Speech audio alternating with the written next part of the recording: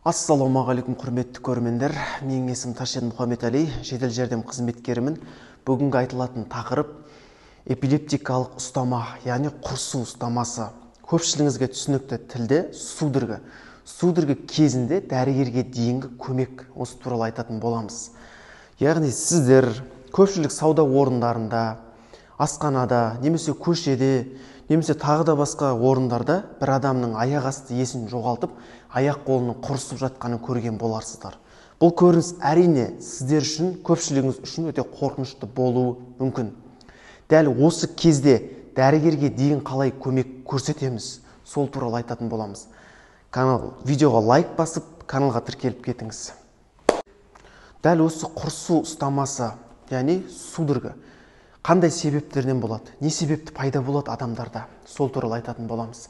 Ең бірінші бұл эпилептиктерде болады. Эпилептиктер дегеніміз олар Д есепте тұрады, өздерінің күнделікті айлық, жылдық өзінің лечениесін алып тұратын адамдар. Екінші, бас миынан қатты жарақат алған адамдарда кездеседі.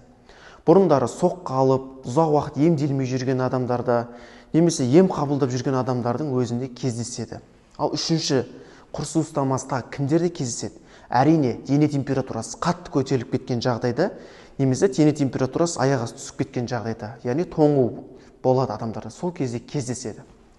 Ал келесі төртінші кімдерде кездеседі? Бұл әрине қатты стресске ұшыраған кезде, бірдеңеге қатты ашуланғанда, бірдеңеден қатты қорыққан кезде дәл осы құрсу ұстамасы пайда болады. Көпшілік адамдарда эпилептикалық ұстамамен тұратын, яғни учетта тұратын адамдарда да дәл осы стресс кезінде, қатты ашулану кезінде, қатты бірдеңені уайымдаған кезде дәл осы құрсу ұстамасы пайда болады.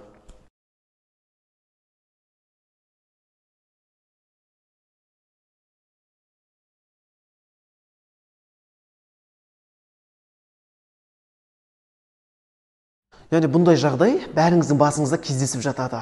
Яғни көз алдарыңызда, көшеде. Бұндай кезде қорқудың мүлде қажеті жоқ. Ең алдымен сабыр сақтаңыз. Бұл өте маңызды.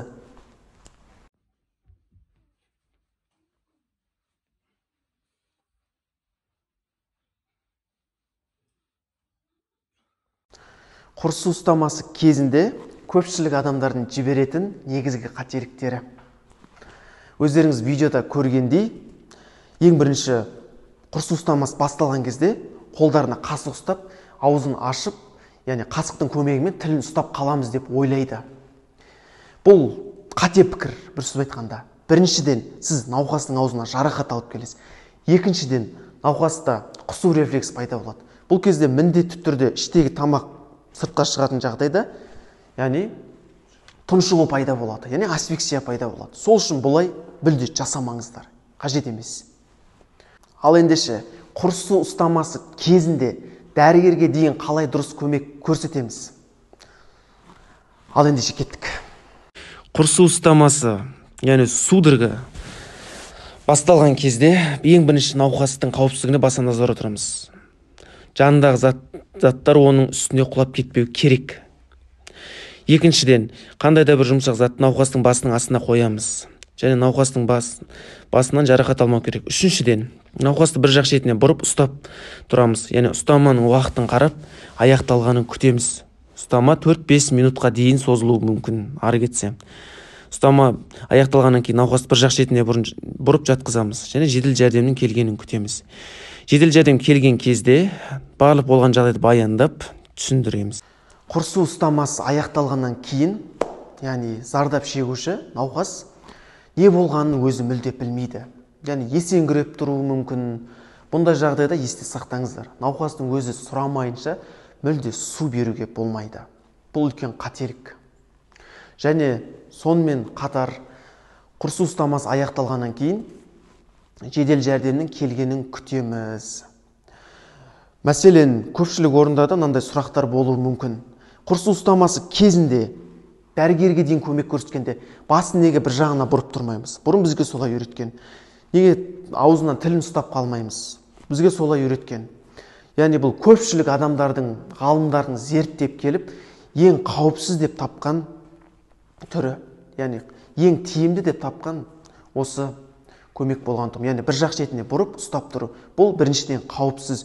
Өйткені құрсу ұстамасы түрлі сипатта болуы мүмкін, тым қатты болуы мүмкін. Ондай кезде сіз басын бір жағына бұрам деп науқасқа керісінше жарақаттар алып келуіңіз мүмкін. Және сонымен қатар судорога беріп жатқан кезде науқастың қолын немесе аяғын бүйтіп қатты ұстап тұрудың ондай қажеті жоқ.